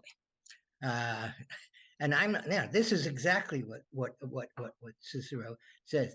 But the whole point that I'm trying to make is that in the tradition of classical rhetoric, all of the devices and arguments cataloged by rhetoricians are the means by which argumentative worlds are built, and therefore the means by which argumentative realities are at the end of the conversation of the giving of reasons established.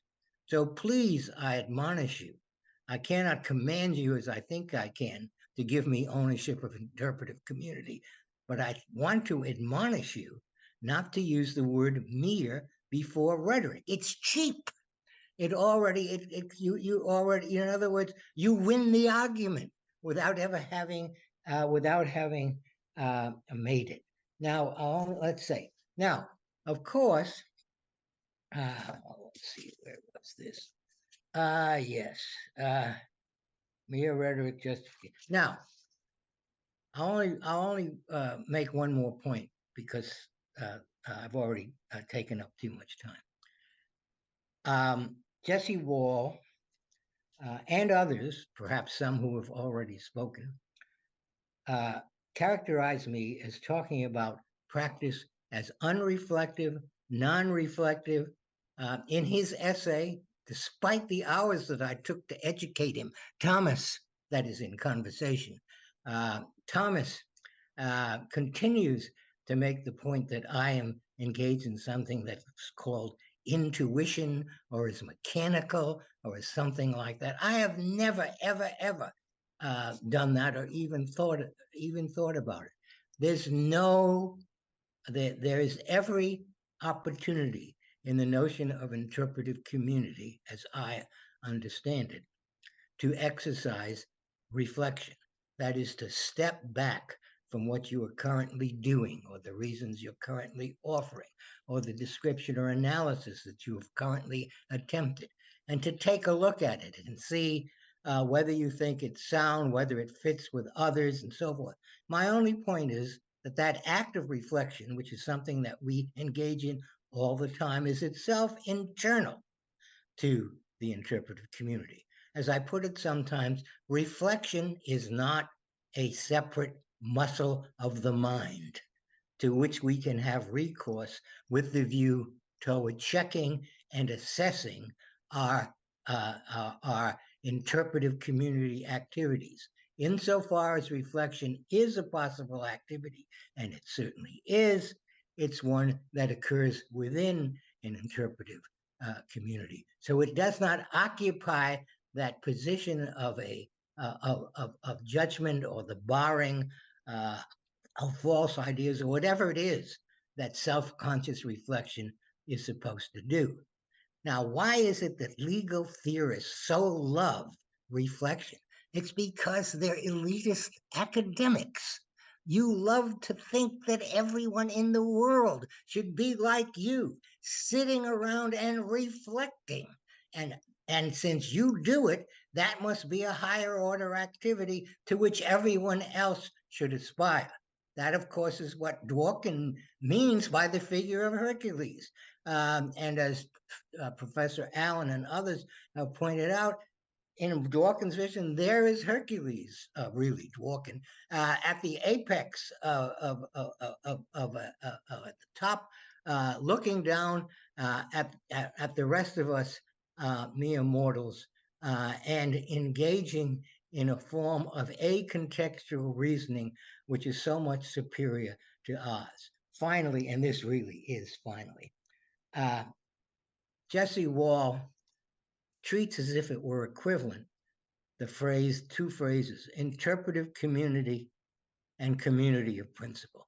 You remember, Jesse, you said, I have it on tape, you said interpretive community, or as I prefer, the community of principle. Well, hey, you can prefer community of principle. It's not, I can't stop you.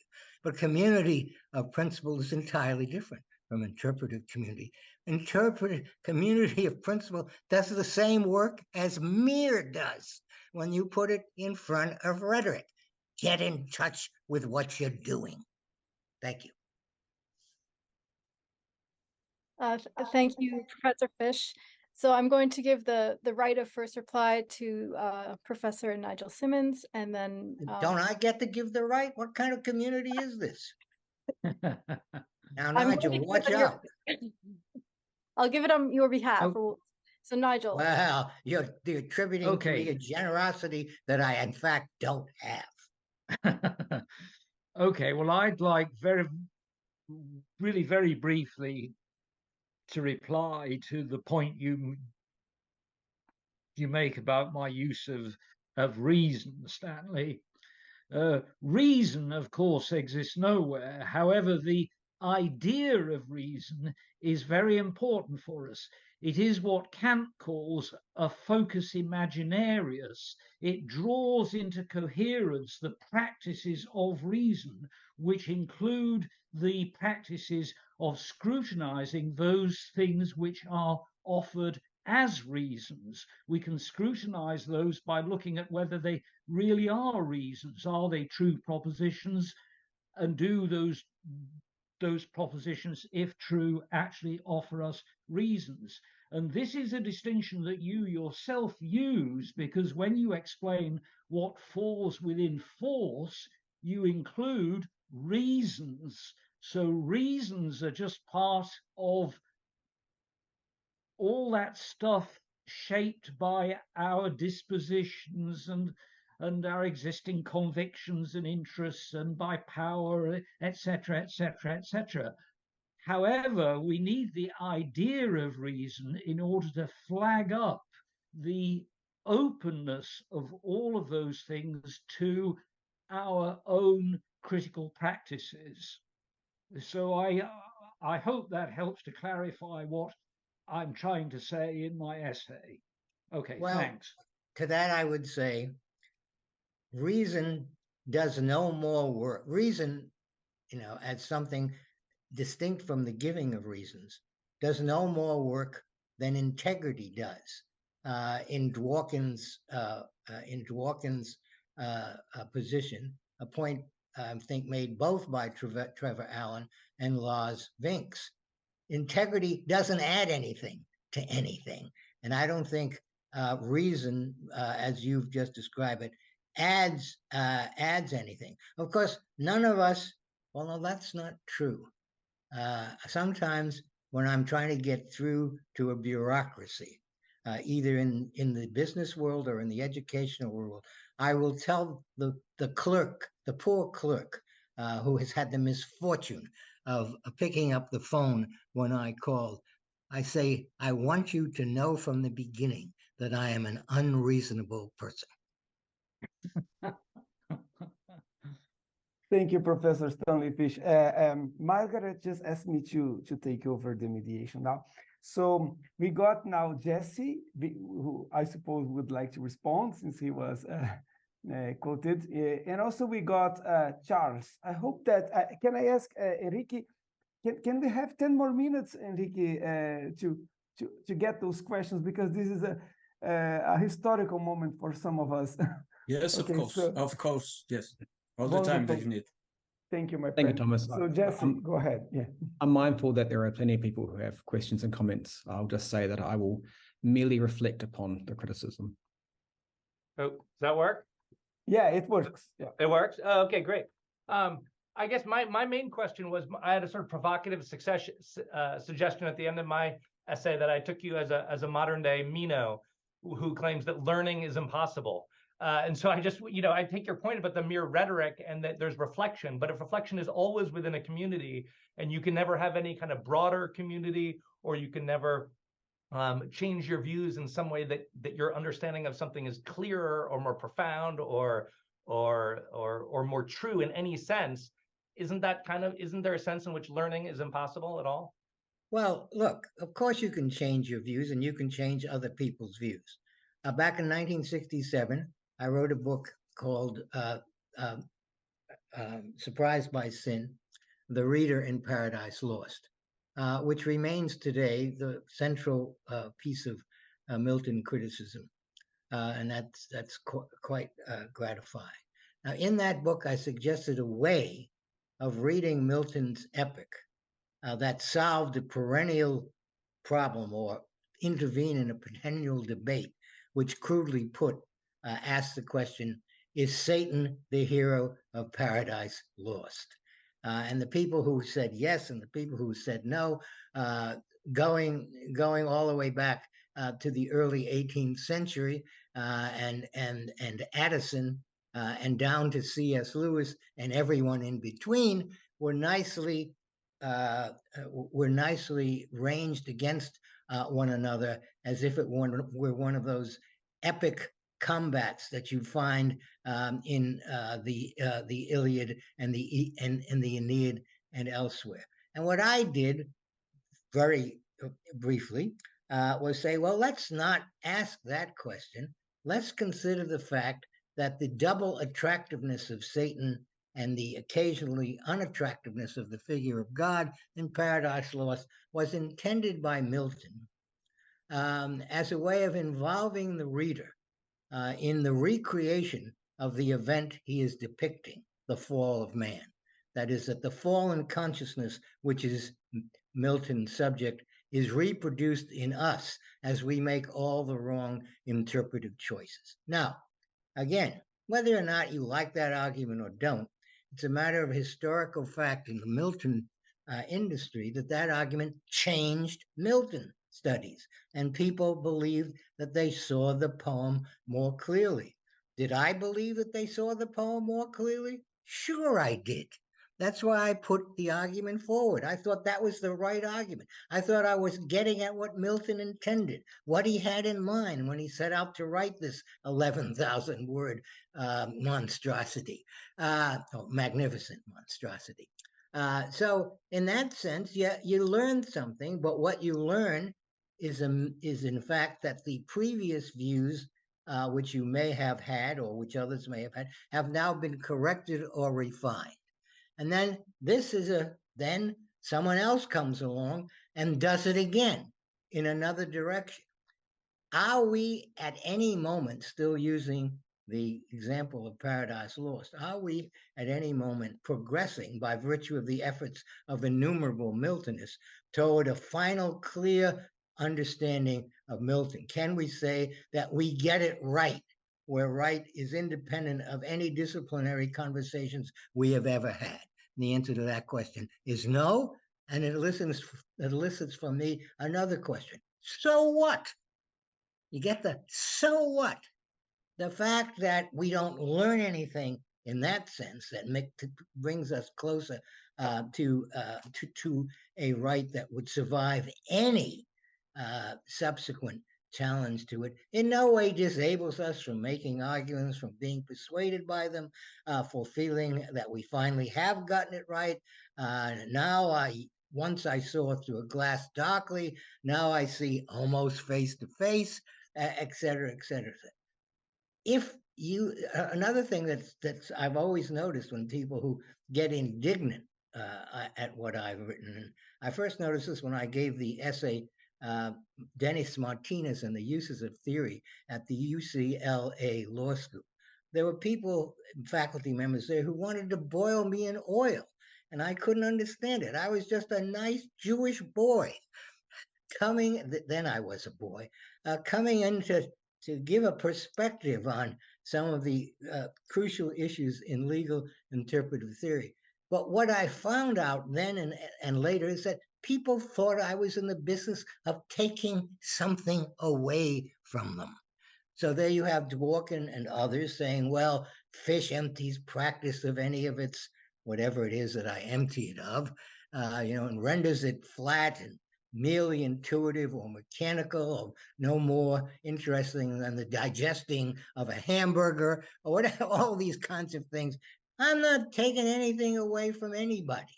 I'm just saying that the game goes on, that the game is, as Professor Kenny, who is not here, puts it in his essay, that the game goes on, that the moves within the game are self-altering, and that the resources of argument are continually being replenished, and we can all continue to have a good time and not worry about it.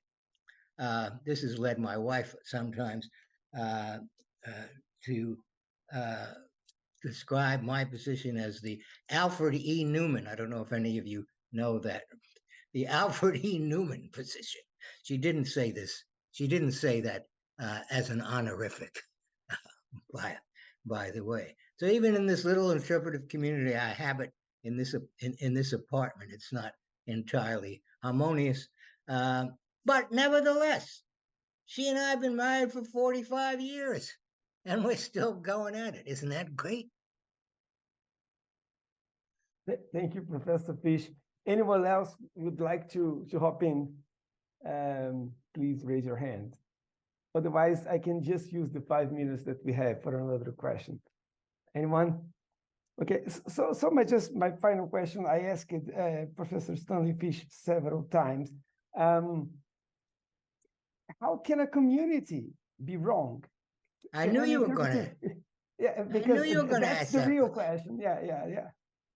Be wrong in what sense? In other words, let's say, again, I'll have recourse to the community of literary interpreters. So the community can be wrong, judged from what point of view. And as you know, what I'm going to say is that from some other interpretive community, someone out there can say, well, what these literary people do is not in touch with brute empirical reality.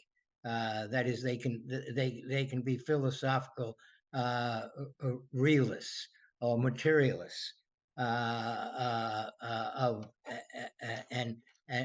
something or other. But in terms of the conclusions or state of insight that a community has reached, there's no mechanism within the community that can invalidate or validate its present conclusions or insights. And the validation or invalidation from some other community doesn't count. So sometimes I will read something critical of my work or of the work of a colleague from someone from sociology or psychology. And I'm going to say, you guys don't even have a discipline. What are you, sociology and psychology? Give me a break. Now, of course, that's total disciplinary arrogance. But again, I think that would be my general answer to your question. You've heard it before, Thomas, and I've never succeeded in convincing you. So I guess we'll have to keep on going at it.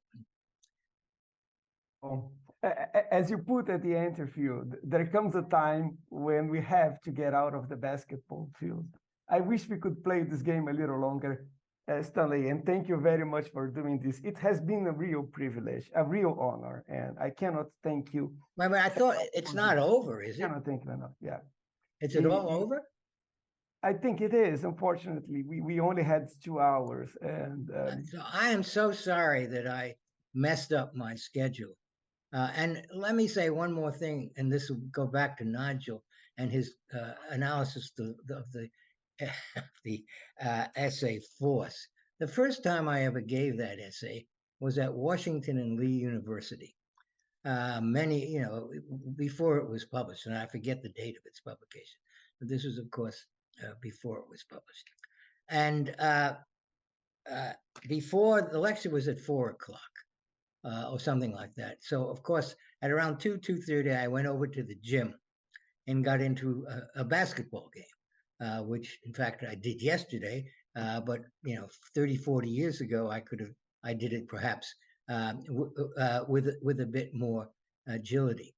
Well, I made a mistake while I was in that game, a mistake I have rarely made in my little career as a basketball player. I went up for a rebound. And I went up for a rebound against a guy who was 6'4". He came down A, with the ball, and B, with an elbow in my eye. Therefore, about 25 minutes later, I walked into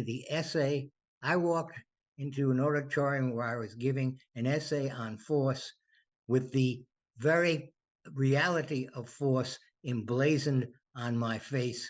I had a shiner the size of which I've never